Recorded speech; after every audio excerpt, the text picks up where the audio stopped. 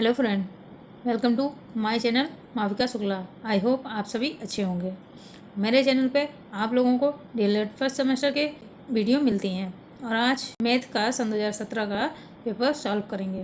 अभी तक मैथ की बहुविकल्पी, अतिलघुत्री और लघुत्री सारे प्रश्न राजन सीरीज से मैंने करवाए हैं। अब आज मैं आप लोगों के लिए डीएलएड फर्स्ट सेमेस्टर के चतुर्थ पेपर मैथ के सन 2017 का पेपर करवाऊंगी। तो चलिए देखते हैं पहला क्वेश्चन। इसमें क्या है, 8365 में 3 का स्थायी मान बताना है। स्थानीय मान बताना है कितने का? 3 का स्थानीय मान है इसका। तो ए में है 3000, बी में है 300, सी में है 30, डी में है 3। तो इसका सही आंसर होगा, कौन सा होगा? स्थानीय मान पूछा और 3 कहाँ पे आ रहा है? इकाई, दहाई, सैकड़ा, सैकड़े पे आ रहा है। तो हम क्या करेंगे, भी नहीं चल रहा है, सॉरी 3 गुणे 100, 3 गुणे 100 कर देंगे तो हमारा आंसर आ जाएगा 300। तो हमारा सही आंसर होगा बी। इसका सही आंसर होगा बी। 100 की 3 से गुणा कर देंगे और हमारा आंसर आ जाएगा 300। तो हमारा आंसर इसका है बी, 300 सही। चलिए दूसरे का देखते हैं। कौन सा जोड़ा एक दूसरे का व्युक्त क्रम है?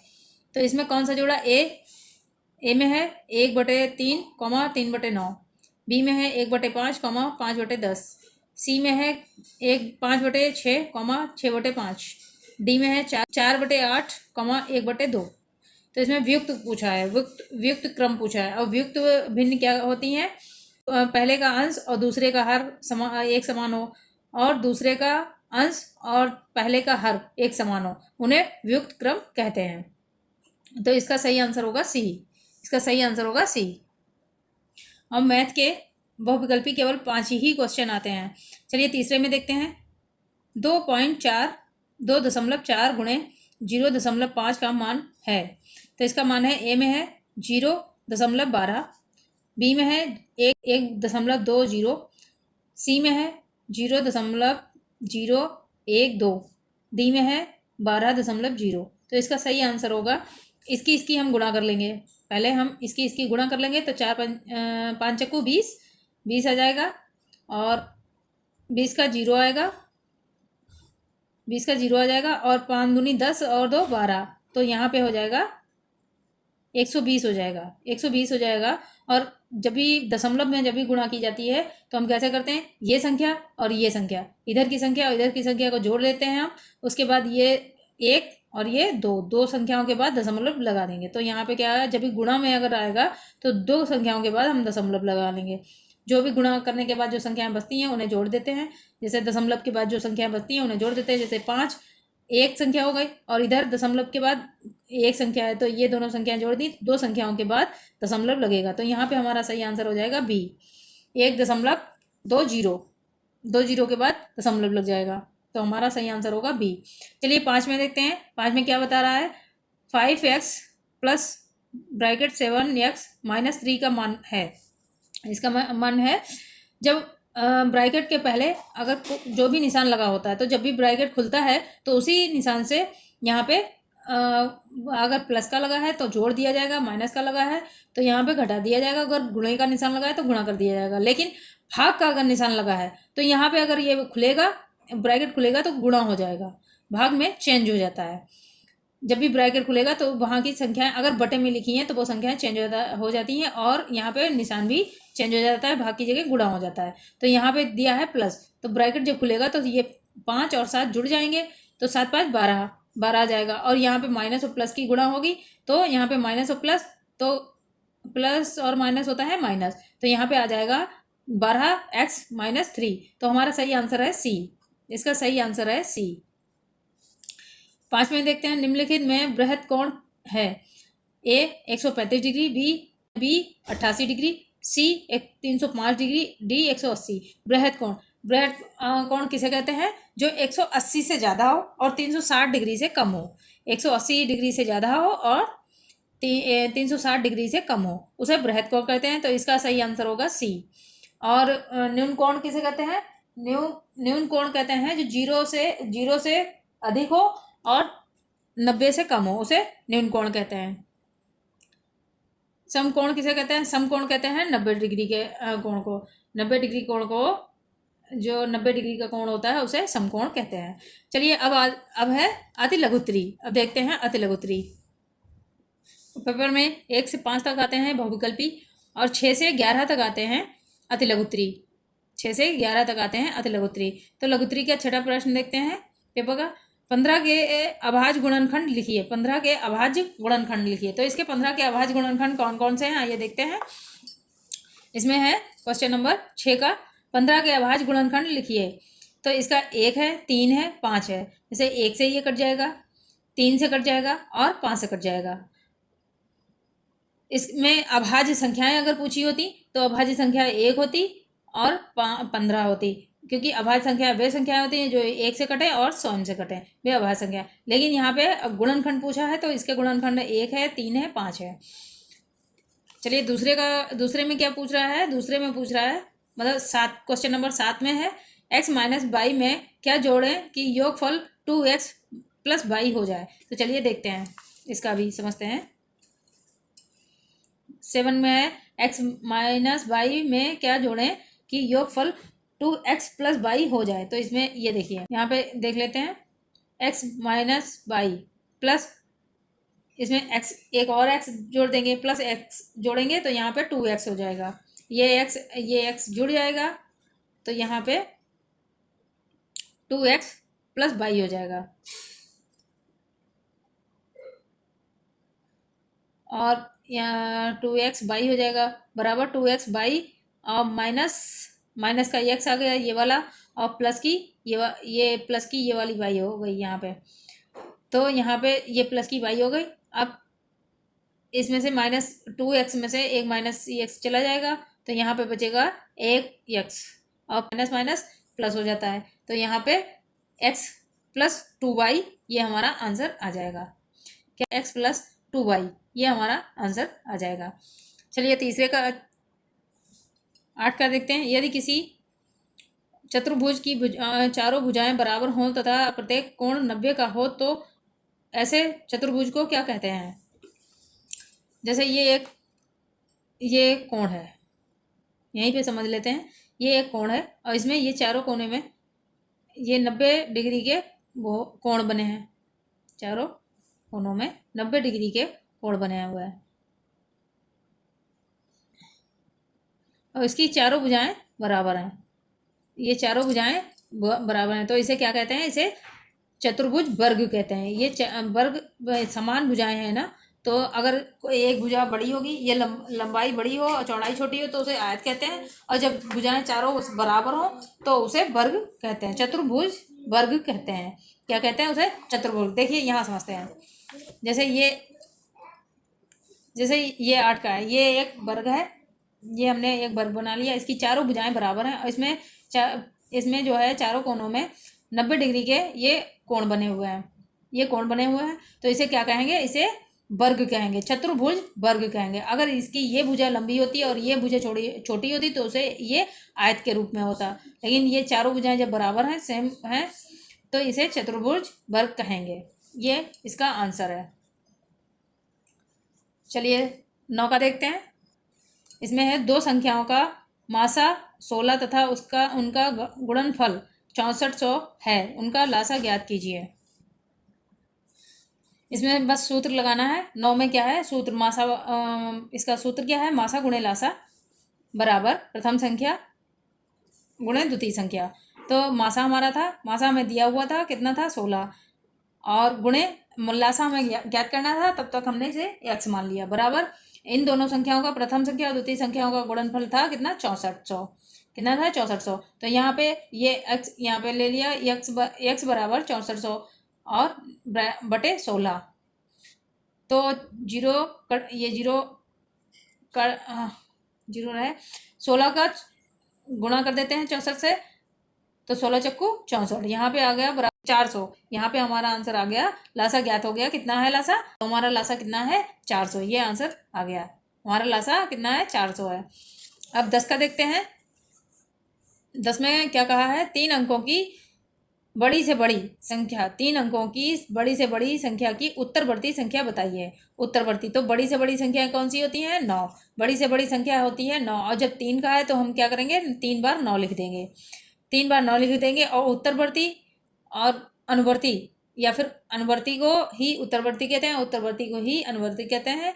तो इसमें अनुवर्ती उत्तरवर्ती कहा है तो उसमें हम एक ऐड कर देंगे, इसमें एक जोड़ देंगे, तो यहाँ पे आंसर आ जाएगा 9 1 10, 10 का सिपण हासिल 1, 9 1 10, 10, तो यहाँ पे आंसर आ जाएगा 1000।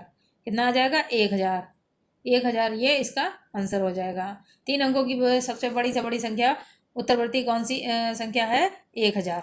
कौन सी है? 1000। चलिए आप 11 का देखते हैं। 11 में क्या है? 0.085 को प्रतिशत में बदलिए, इसको प्रतिशत में बदलना है। तो चलो देखते हैं। क्वेश्चन नंबर 11 का है 0.085 को प्रतिशत में बदलो। तो ये यहाँ पे हम उतार लेंगे 0.08 गुणे इंटू गुणे 100। जब भी प्रतिशत आता है तो हमें गुणा देना पड़ता है 100 से, 100 से गुणा देंगे। और यहाँ पे उतार लेंगे, यहाँ पे जितनी संख्याएं एक उतारेंगे, उसके बाद जितनी संख्याएं होती हैं दशमलव के बाद उतने जीरो यहाँ बढ़ा देते हैं। तो हमने ये 3 जीरो बढ़ा दिए। अब हम जीरो से एक जीरो से एक जीरो काट लिया, एक जीरो से एक जीरो काट लिया, यहाँ बचा 10। अब यहाँ इसकी गुणा हो गई तो 10 यहाँ पे आ गया 85/10। अब ये जीरो हम एक जीरो हमने हटा दिया, तो जितने हम जीरो हटाएंगे उतने ही संख्याओं के बाद दशमलव लग जाएगा। जब हमने एक जीरो हटाया तो यहाँ पे एक संख्या के बाद दशमलव लग जाएगा। तो हमारा 8.5% निकला है। हमारा आंसर है 8.5%। ये हमारा आंसर आ गया। चलिए आप लघुत्तरी के देखते हैं। लघुत्तरी के प्रश्न में क्या है? नंबर 12, पटरी और प्रकार की सहायता से 90 डिग्री का कोण बनाएं। इसमें देखिए क्वेश्चन में कोई भी नाप वगैरह या कुछ भी दी नहीं है, बस यही कहा है 90 अंश का कोण बनाइए। तो हमने चांदे की सहायता से पहले यहाँ ये निशान बना लिए, ये 2 निशान बना लिए हमने, इसकी लाइन खींच दी। फिर प्रकार से यहाँ पे ये हमने इसका रूप बनाया, कोण बनाया, यहाँ 90 डिग्री का कोण बनाया। फिर यहाँ पे इसे केंद्र मानकर हमने यहाँ पे चाप लगाई,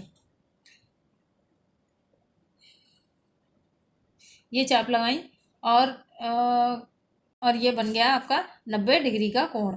ऐसे ही बनता है 90 डिग्री का कोण। और आप लोग ज़रा ध्यान दीजिएगा इस बात पे कि आप लोग जो एग्ज़ाम में जब भी कोई कोण बनाए या कोई भी ऐसी प्रदर्शनी का या सारणी, फोटोग्राफी सारणी अगर बनानी है तभी वो पेन से ही बनाए, कोई भी पेंसिल का इस्तेमाल ना करें। यदि आप लोग पेंसिल का इस्तेमाल करेंगे तो एग्जामिनर अगर थोड़ा भी आपका आंसर नहीं समझ में आएगा तो एग्जामिनर तुरंत काट देगा और आपके नंबर कट जाएंगे। तो इसलिए आप लोग ध्यान दीजिएगा कि पेन से ही सारे चित्र, कोण या जो भी बनवाया जाए वो सब पेन से ही बनाइए। क्वेश्चन नंबर 13 में देखिए, रमेश के बगीचे में विभिन्न प्रकार के फूलों के पौधे लगाए गए हैं। नीचे दी गई सारणी में इन पौधों की संख्या दी गई है, इन्हें पिक्टोग्राफ द्वारा प्रदर्शित कीजिए। चलिए पिक्टोग्राफ द्वारा इन पौधों को देखते हैं। सबसे पहले हम क्या करेंगे, यहाँ पे एक ऐसी संख्या चुन लेंगे जो इन सभी संख्याओं, जिससे ये संख्याएं कट जाएं, सभी संख्याएं कट जाएं। तो हमने चुन लिया 5, हमने इसमें 5 चुन लिया।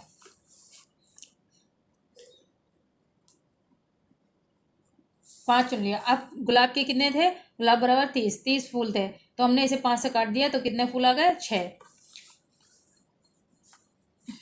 5 छक्का 30।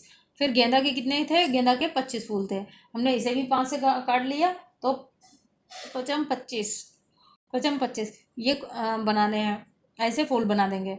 ज़रूरी नहीं है कि सेम आप बनाइए, लेकिन हाँ ये है थोड़ा ध्यान रखिएगा। यहाँ पे थोड़ा गोचा पाची थोड़ा बहुत ही ज़्यादा रश हो गया है, और आप जब एग्ज़ाम में दीजिएगा वहाँ पे जाके तो वहाँ पे बहुत ही साफ़ और बहुत ही अच्छे बनाइएगा। जितनी अच्छी आपकी राइटिंग अच्छी होगी, आपका लेखन जितना अच्छा होगा, उतने अच्छे आपको नंबर मिलेंगे। फिर यहाँ पे आइए, जूही के कितने थे? 10 थे, तो 5 दूनी 10, 2 फूल हो गए। डहलिया के कितने थे? 15, तो 15 थे, तो 5 से इसे भी काट दिया तो 5 तियाँ 15 हो गए। फिर रजनीगंधा के 45 थे, तो इसे भी 5 से काट दिया तो 9 हो गए। यहाँ पे 9 आ गए। अब देखिए ये हमने सारे बनाए हैं। यहाँ पे गुलाब के ये कितने थे, 6 थे, तो 6 गुलाब के फूल बना दिए। गेंदा के कितने थे, गेंदा के 5 फूल थे, तो हमने ये 5 फूल बना दिए। जूही के कितने थे, 2 फूल रह गए थे। और डहलिया के कितने फूल थे, 3 फूल, 1 2 3। और रजनीगंधा के 9, 1 2 3 4 5 6 7 8 9, तो ये हो गए। चलिए 14 में देखते हैं। 7.7.2 सेंटीमीटर व्यास का एक वृत्त खींचिए तथा उसकी त्रिज्या भी ज्ञात कीजिए। चलिए देखते हैं। हमने ये जैसे एक वृत्त खींच लिया और त्रिज्या का इसमें केवल हमें फार्मूला लगाना है। त्रिज्या का फार्मूला क्या होता है, त्रिज्या का फार्मूला है r गुणे 2, r गुणे 2। और r किसे कहते हैं, त्रिज्या को कहते हैं। तो त्रिज्या गुणे 2 बराबर व्यास आ जाएगा। यहाँ पे बराबर व्यास बटे 2, ये 2 जो हैं यहाँ पे आ जाएंगे, तो इसे अभी 2 से इन 7.2 को काटिए। तो यहाँ पे 2 तियाँ 6, 2 से काटेंगे और 2 तियाँ 6, 2 छंग 12, ये कट गया। तो हमारा इसकी त्रिज्या कितनी है, इसकी त्रिज्या है 3.6। इसकी त्रिज्या कितनी है, 3.6। देखते हैं इसमें क्या ये कह रहा है। 15 में पार्श्वर चित्र में आयत की भुजा दी गई है, आयत का परिमाप ज्ञात कीजिए। तो इसका आयत का परिमाप हमें निकालना है। चलिए देखते हैं। ये हमने एक आयत बना लिया, इसकी लंबाई कितनी है, 6। इसकी एक लंबाई भुजा है 6 सेंटीमीटर और चौड़ाई में है 3 सेंटीमीटर। तो आयत का इसमें हम फार्मूला लगा देंगे। आयत की परिमाप का फार्मूला क्या है, 2 गुणे लंबाई, ब्रैकेट में लंबाई प्लस चौड़ाई। तो यहाँ पे 2 आ जाएगा। 2 लंबाई कितनी दी है, 6, और चौड़ाई दी है 3। तो हम इन दोनों को ऐड कर लेंगे, तो 6 3 9 हो जाएगा। यहाँ पे 9 हो जाएगा। अब ये बाहर गुणा, जब 2 की ये गुणे का 2 है तो यहाँ भी गुणा होगा। 9 दूनी 18, तो हमारी कितनी इसकी भुजाएं निकल आएंगी, इसकी भुजाएं निकल आएंगी 18 सेंटीमीटर। ये हमारा आंसर आ गया। चलिए नेक्स्ट देखते हैं। 16 का है, कपड़े के 3 थानों की लंबाई क्रमशः 125 सेंटीमीटर, 220 सेंटीमीटर और तीसरा है 275 सेंटीमीटर कपड़ा है। बड़ी से बड़ी नाप का फीता बताइए जो तीनों थानों के कपड़ों को पूरा नाप सके। तो देखते हैं इसे। इसका हमें मासा निकालना है। तो हम यहाँ पे क्या कर लेंगे, पहले हम 2 से 20 से 275 की गुणा देंगे, भाग देंगे। यहाँ पे कोई विधि तो दी नहीं है, तो हम भाग विधि से कर लेंगे, जो कि हमारे लिए थोड़ी इजी है। तो हमने यहाँ जब 220 से गुणा की, भाग दिया, तो यहाँ पे आ गया शेष में 55 से फिर 125 की हम गुणा कर देंगे, तो आ जाएगा 110। 55 दूना 110 हो जाएगा, 110। और यहाँ से 5 के 5 5 और एक में से एक 15 आ गए। 15 की 55 से भाग कर देंगे, तो 15 तियाँ 45, 10 बचेगा। अब 10 से जो है 15 का भाग दे देंगे, तो 1 बचेगा, 1 से कटेगा। फिर यहाँ पे 5 बच जाएंगे, और 5 से फिर 5 से 10 का भाग देना है। 5 से 10 को भाग देंगे तो 5 दूनी 10, ये पूरा कट जाएगा। तो यहाँ पे होगा बड़े से बड़े फीते की लंबाई 5 मीटर होनी चाहिए। कितना, 5 मीटर का बड़े से बड़ा फीता हो और सारे कपड़े नप जाएंगे। चलिए ये 17 में देख लेते हैं। एक परीक्षा में 75% बच्चे उत्तीर्ण हुए। यदि परीक्षा में 1500 बच्चे बैठे हुए हों तो कुल कितने बच्चे वो अनुत्तीर्ण हुए। तो कितने बच्चे उत्तीर्ण हुए, आइए ये क्वेश्चन भी देख लेते हैं, समझते हैं। आइए देखते हैं, समझते हैं।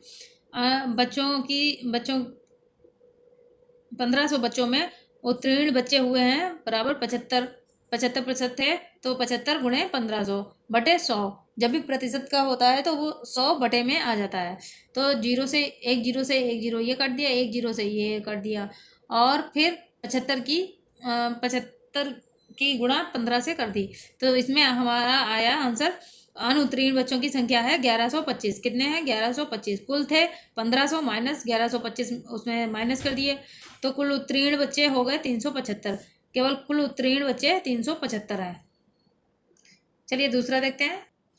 आइए इस क्वेश्चन का लास्ट क्वेश्चन बचा है इस पेपर का, चलिए वो भी देखते हैं लास्ट। ब्रैकेट -5 ब्रैकेट माइनस, फिर ब्रैकेट में -45 भाग भाग का साइन है, फिर ब्रैकेट में -15 है, प्लस फिर ब्रैकेट में -3 है और गुणे 5। ब्रैकेट पहले इधर से खोल लेते हैं, तो पांतियाँ, ये ब्रैकेट खोला तो 3 हो गए, 3 की गुणा की पांतियाँ 15 हो गए। यहाँ पे 15 आ गए माइनस के, काहे के 15 है, ये माइनस के 15 हो गए, ये माइनस के 15 हो गए। फिर यहाँ पे ये 15 1/15 उतार लिए, 1/15। अब ये यहाँ पे गुणा, यहाँ पे ये होगा गुणा, गुणा होगा जब भी ब्रैकेट खुलेगा, भाग का अगर साइन है तो वो गुणा होगा। और ये 45 आ गए, यहाँ पे ये 45 और माइनस माइनस प्लस हो जाएगा, तो यहाँ ये 5 प्लस के आ जाएंगे, 15×3=45, तो ये यहाँ पे आ गए, ये माइनस के थे तो यहाँ पे -3 आ गए, -3 आ गए। और ये -15 थे तो ये माइनस, और माइनस माइनस प्लस होता है लेकिन साइन माइनस का ही रहेगा। तो 5×3 = 8, 8×5 = 13, 8×13 = 23, 8×5 = 18, 18 + 5 23 आ जाएगा माइनस का, और यहाँ पे माइनस है तो माइनस का 23 आ जाएगा। चलिए, आई होप मैंने ये सारे क्वेश्चन सॉल्व किए हैं सन 2017 के पेपर के। आई होप आप लोगों को ये अच्छे लगे होंगे और समझ में आए होंगे। जहाँ पे नहीं समझ में आए तो आप एक बार को वीडियो देखिए, 2 बार देखिए, 3 बार देखिए, मल्टीपल टाइम देखिए, ताकि आपको ये बहुत ही मैंने लोकल लैंग्वेज में आप लोगों को समझाए हैं और आप लोगों को आई होप समझ में आए होंगे। अगर आप लोगों को ये वीडियो अच्छी लगे और आपको ज़रा सी भी मेरे समझाने से आप लोगों को थोड़ी सी भी मैथ्स अगर समझ में आती है तो लाइक करना, सब्सक्राइब करना और शेयर करना मत भूलिए। और अपने कॉलेज ग्रुप में और अपने सारे फ्रेंडों को जो डील कर रहे हो उन सबको ये वीडियो शेयर कर दीजिए ताकि उनकी भी हेल्प हो सके। और आप लोग हमें भाई लाइक करने में, आप लोग लाइक करने में इतनी कंजूसी मत दिखाइए, लाइक करिए, सब्सक्राइब करिए, कमेंट करिए, ताकि आपके कमेंटों से हमें मोटिवेशन मिलता है। चलिए, अब हम कल की वीडियो में सन 2018 का पेपर सॉल्व करेंगे। चलिए, आज के लिए इतना ही। अपना ख्याल रखिएगा। Take care, bye bye. Take care, अपना ख्याल रखिएगा आप लोग।